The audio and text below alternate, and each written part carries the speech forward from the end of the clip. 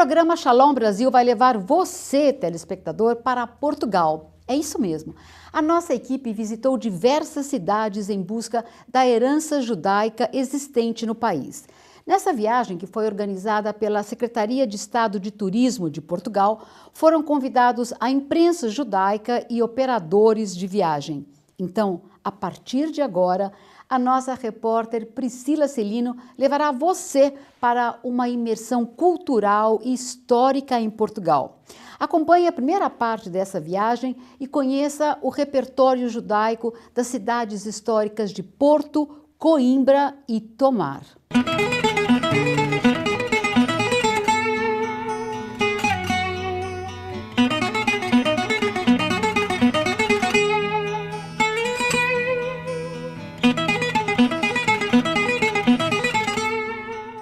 O programa Shalom Brasil está aqui em Portugal a convite da Secretaria de Estado de Turismo. Nós viemos aqui para resgatar a herança judaica e, para isso, visitaremos diversas cidades. Mas antes, é importante sabermos um momento histórico marcante, a Inquisição Portuguesa. A Inquisição ela começou na Espanha em 1492. Essa é a chamada Inquisição Ibérica. O principal objetivo dela era punir e vigiar a heresia judaica.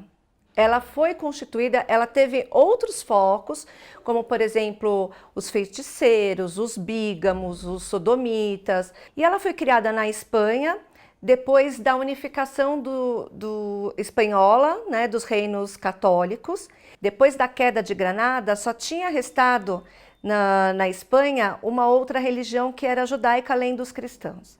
E aí um dos objetivos era fortalecer o cristianismo e usar o cristianismo como uma ferramenta de unificação do povo espanhol. Então os judeus foram expulsos em 1492, aqueles que quisessem permanecer deveriam se converter e eles não tinham muito para onde ir. Um pequeno grupo foi para o Marrocos, que era muito próximo para atravessar. Outro grupo saiu andando pelas estradas e chegou a Lisboa. Só que quando eles chegaram na fronteira, eles tiveram que negociar com o rei para conseguir entrar em Portugal. Em 1496, quando o rei Dom Manuel resolveu pedir a filha dos reis católicos em casamento, como condição para o casamento, eles exigiram que em Portugal não houvesse mais nenhum judeu. Então, em 1496, o rei decretou a expulsão de todos os judeus. Mas, na hora que ele marcou o dia para os judeus saírem, e os judeus foram para o porto. Na hora que foi combinado, o rei percebeu que grande parte daquela mão de obra que ele tinha importante para as navegações, cartógrafos, cosmógrafos, matemáticos, astrônomos, essas pessoas que estavam ajudando Portugal a ser o pioneiro nas grandes navegações, ele falou, não vai sair ninguém. E aí ele mudou de ideia, ele mandou fechar os portos, mandou o exército para o porto, e o exército levou toda a população para a Praça Central e batizou todo mundo. Mas, quando ele morreu, né, e veio um novo rei, o novo rei, então, ele exigiu que ele começou a negociar com o Papa, para que fosse instaurado em Portugal e aberto o Tribunal do Santo Ofício da Inquisição. E esse tribunal era um tribunal feito de uma aliança entre o rei e o Papa, né? Então era uma aliança entre a igreja e o rei. E todos aqueles que eram denunciados para a Inquisição, eles eram já imediatamente presos, levados ao tribunal, e todos os cristãos novos, quando presos, mesmo antes do processo, tinham seus bens confiscados. Com o Marquês de Pombal, no final do século XVIII, ele acabou com a diferença entre cristão novo e cristão velho.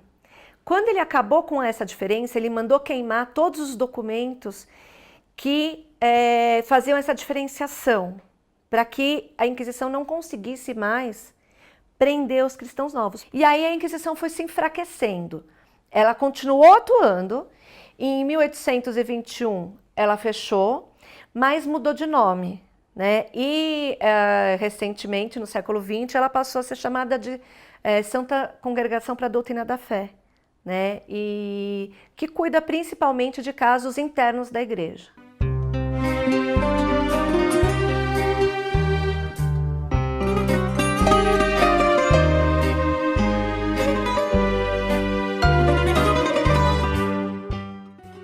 E a viagem em busca da herança judaica em Portugal tem início na cidade do Porto, na Sinagoga Mekor Haim, que foi inaugurada em 1938.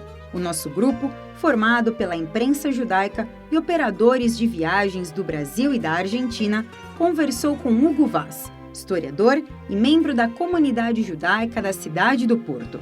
Essa sinagoga foi fundada com o objetivo de agregar os judeus, resgatar as origens judaicas e mostrar que era seguro praticar o judaísmo. Um dos responsáveis por essa construção foi um oficial do Exército Português, o capitão Arthur Carlos de Barros Basto. Hugo, nós estamos nessa sinagoga, que é a única sinagoga da cidade do Porto, então agrega toda a comunidade. Qual que é a importância de justamente agregar essa comunidade que tem aproximadamente 300 membros? É uma importância bastante grande.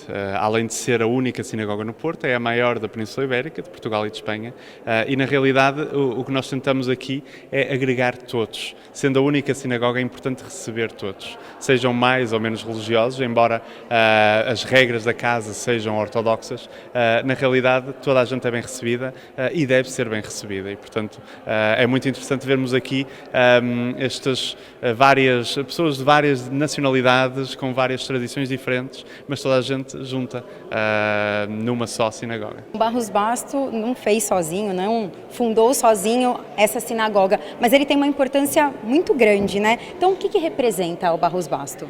De facto, ele nunca trabalhou sozinho, mas a verdade é que tornou-se a figura-chave desta comunidade, por uma simples razão. Ele era um soldado conhecido, que inicia um projeto hercúleo bastante grande de resgate de judeus secretos, dos marrenos, e que de facto esse projeto acaba por falhar, porque ele próprio é atacado, acabando por ser afastado do exército, e só muitos anos mais tarde é que acaba por ser reabilitado. A sinagoga possui 20.000 azulejos pintados à mão e a arquitetura tem características sefaraditas, fazendo uma alusão aos primeiros judeus que retornaram a Portugal vindos da África, principalmente do Marrocos. Dentro da sinagoga, existe um museu judaico com objetos e mais de 3.000 livros que ajudam a contar a história da comunidade judaica. Esse museu mudará de local e será inaugurado em fevereiro de 2019. Aqui na biblioteca e no museu que fica dentro da sinagoga Mekor Haim, nós temos este quadro com cidadãos do Porto que foram vítimas da Inquisição e também aqueles que nasceram na cidade do Porto. Aqui, por exemplo, tem Cecília Cardoso a Velha, que tinha 102 anos e foi vítima da Inquisição. Então, esse é um documento muito importante que conta a história da comunidade judaica aqui na cidade do Porto.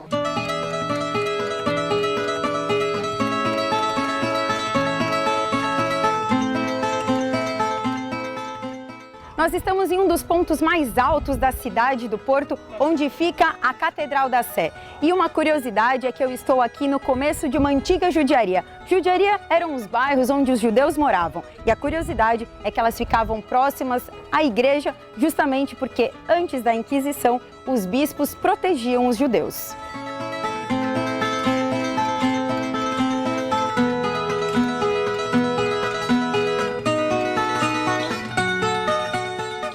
Paulo faz parte da comunidade judaica aqui da cidade do Porto, inclusive o pai dele fez parte da diretoria da sinagoga que nós acabamos de conhecer. Bom, Paulo, nós estamos aqui numa antiga judiaria. Exato. Qual que é a história dessa judiaria? Essa história, a judiaria, é esta, começa aqui, é Rua de Santana, e vai mais para cima, quase até à Sé. Foi a primeira judiaria do Porto. Estava junto à Sé Catedral, porque isso significa que estava sob a proteção do bispo. Com esses ninguém mexe, porque estão estão debaixo da minha proteção. Vai daqui até lá acima esse percurso que vocês fizeram. Esta é a mais antiga e foi a primeira da cidade. E o que representava a judiaria na cidade? A judiaria era onde moravam os judeus. Portanto, tinham umas certas regalias, tinham uma autoridade própria, tinham que respeitar a lei do país, mas entre eles tinham a autoridade judicial, que era o rabino, lidava com as coisas. Normalmente eram comerciantes e artesãos.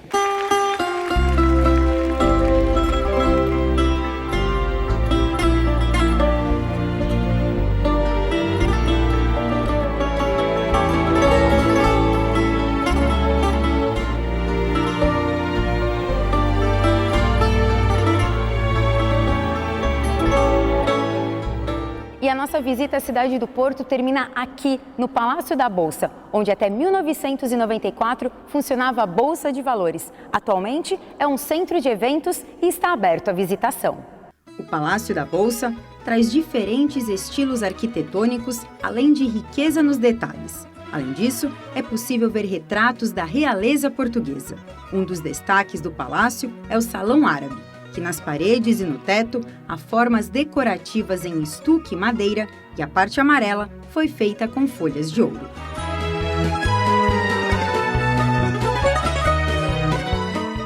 O nosso grupo ainda teve a oportunidade de participar de um jantar com membros da comunidade judaica do Porto e representantes da Secretaria do Estado de Turismo de Portugal. Os judeus atualmente fazem uma parte de uma comunidade importante na cidade, temos agora 300 membros e muitos deles, por exemplo, têm restaurantes ou outras atividades que contribuem para a sociedade e, sobretudo, a comunidade com muitos eventos culturais é já muito conhecida na cidade, portanto tem um impacto muito grande.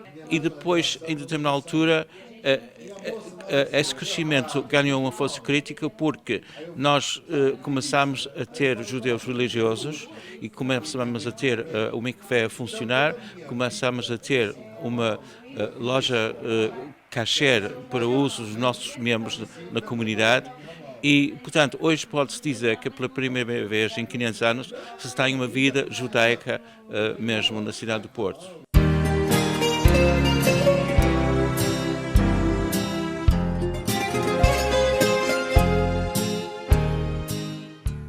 E agora nós estamos em Coimbra, mais precisamente na Universidade de Coimbra, que foi fundada em 1290 em Lisboa e transferida definitivamente aqui para a cidade em 1537, sendo uma das universidades mais antigas do mundo e a mais antiga de Portugal.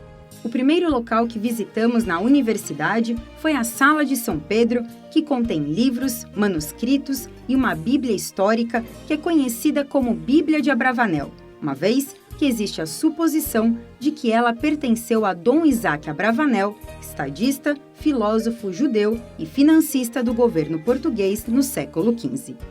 Quando foi comprada pela Universidade de Coimbra, que foi no final do século XVIII, ela não esteve durante os tempos da Inquisição em Portugal. Porque se tivesse estado durante esses tempos, não tinha sobrevivido, com certeza. Não sabemos quando é que esta Bíblia foi feita. E então parece haver aqui datas do século XIII, XIV, onde outras pessoas leem datas do século XV. É essa datação do século XV que, por exemplo, faz com que esta Bíblia seja conhecida como a Bíblia de Abravanel, erradamente. Porque provavelmente não há nenhuma evidência que haja relação entre o José Abravanel e esta Bíblia. Na universidade, há ainda um arquivo universitário e distrital que conta com 10 quilômetros de documentos, sendo um acervo vasto e completo com informações tanto da Universidade de Coimbra quanto da história portuguesa. Aqui no Arquivo Histórico da Universidade de Coimbra, nós temos diferentes exemplares que fazem parte da época da Inquisição. Aqui é um regimento do Conselho Geral de Sã, ou seja, a forma como que os inquisidores tinham que agir. Então, por todas essas páginas, tem a forma como os inquisidores agiam, como eles deveriam atuar durante a Inquisição. Aqui, por exemplo, tem uma página Quem poderia estar a salvo. Então, os inquisidores não mandarão prender pessoas grandes, como senhores de títulos ou pessoas religiosas. Então, na verdade, aqui nós temos um exemplar único, muito importante e que conta a história dos judeus durante a Inquisição portuguesa. dentro deste acervo diverso que eu faço esta seleção para ilustrar nesta visita que fazemos aqui, para ilustrar a herança judaica na Universidade de Coimbra, selecionando, por exemplo, professores cuja vida foi marcante e que eram de descendência judaica. Temos, por exemplo, a matrícula do António José da Silva, natural do Rio de Janeiro. Temos também, por exemplo, os registros de matrícula, os exames e o diploma concedido a Aristides Sousa Mendes, deste diplomata na passagem de vistos e no seu contributo para salvar tantas vidas. E de que forma, então, os judeus, tanto como professores e também como alunos, contribuíram para a universidade e também para Portugal?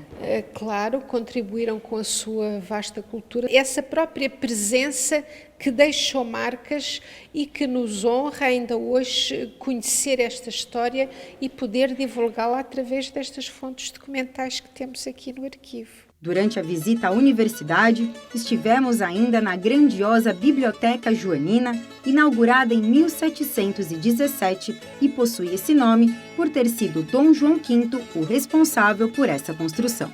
As paredes da biblioteca contam ainda com folhas de ouro vindas do estado de Minas Gerais. A Biblioteca Joanina tem 1.250 metros quadrados e mais de 60 mil livros. E uma curiosidade, aqui vive uma comunidade de morcegos desde o século XVIII que comem insetos como traças durante a noite, preservando assim todos os livros.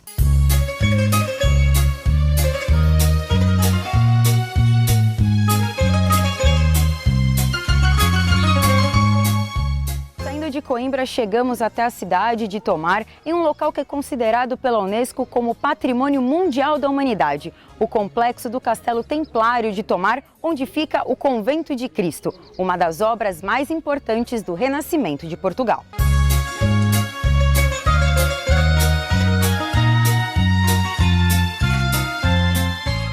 Este conjunto arquitetônico conta a história de Portugal desde o século XII, tendo, além do renascentismo, outros estilos arquitetônicos como o manuelino. E Jerusalém também está presente, uma vez que a charola dos Templários seguiu o modelo do Santo Sepulcro.